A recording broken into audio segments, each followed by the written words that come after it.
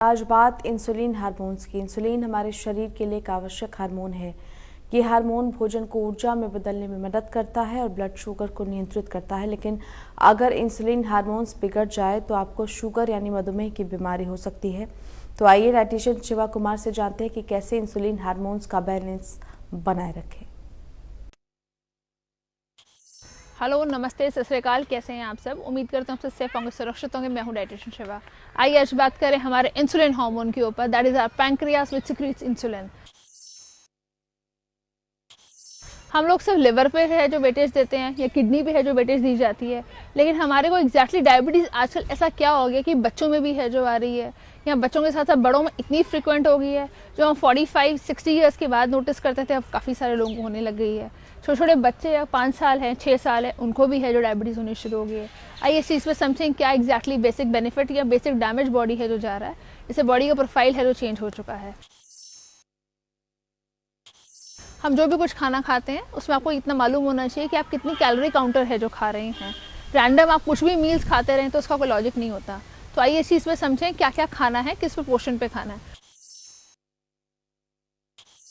Gluten free diet, intermittent fasting, ऐसा कुछ भी करके अपने क्रैश डाइट से अपना वेट लॉस करके आप और कुछ नहीं कर रहे हैं, अपने पैंक्रियास पे लोड है जो क्रिएट कर रहे हैं। क्योंकि उस टाइम बॉडी को आदत ही नहीं रहती है कि मुझे कितना अब्जॉर्ब है जो करना है, और जब आप खाने लगते हैं नॉर्मल खाना तो आप वापस गेन है जो कर जाते हैं।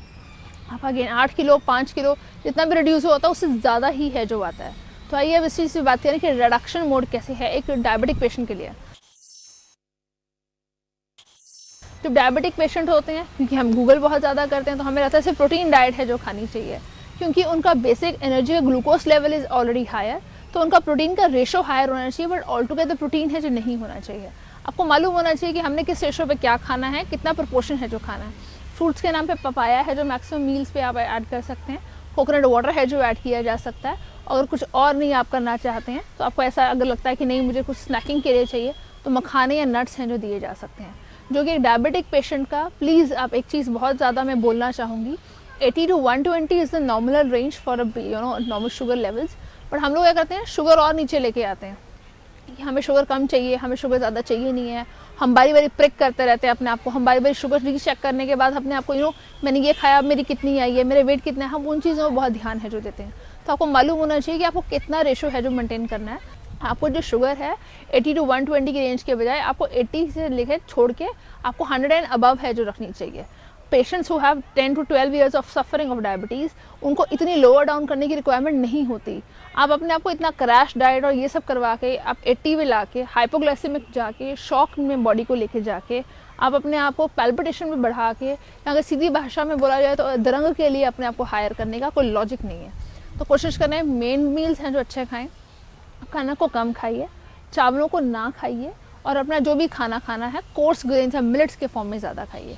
उसका बॉडी का इम्पैक्ट है जो ज़्यादा जाता है, बेनिफिट है जो ज़्यादा जाता है, और आपको अच्छा खुद से लगेगा। अगर आपको ऐसा लगता है कि नहीं मुझे तो सिर्फ फ्रूट जूस पीने हैं, तो फ्रूट जूस पी के ऑब्वियस है आपका ग्लाइसेमिक इंडेक्स है जो बढ़ेगा, और लोड बढ़ेगा तो बॉडी का प्रोफाइल भी डैमेज हो जाएगा।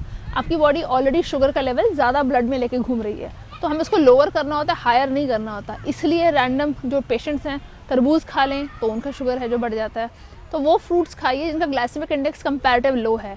लेकिन अगर आपका शुगर नॉर्मल चलता है तो अपने आप को टॉर्चर करने की ज़रूरत नहीं है, तो आप नॉर्मल फ्रूट्स भी खा सकते हैं।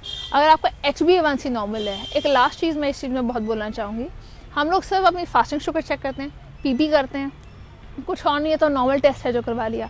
जब भी आप डायबिटिक हैं 3 महीने बाद अपनी HbA1c चेक करवाया कीजिए, दैट इज़ आपकी 3 महीने की शुगर की एवरेज। हमें वही नहीं मालूम होता कि हमारे एवरेज कितना स्कोर है, लेकिन हम अपने आप को सिर्फ एक ही चीज़ पे चल रहे हैं, टॉर्चर टॉर्चर एंड टॉर्चर।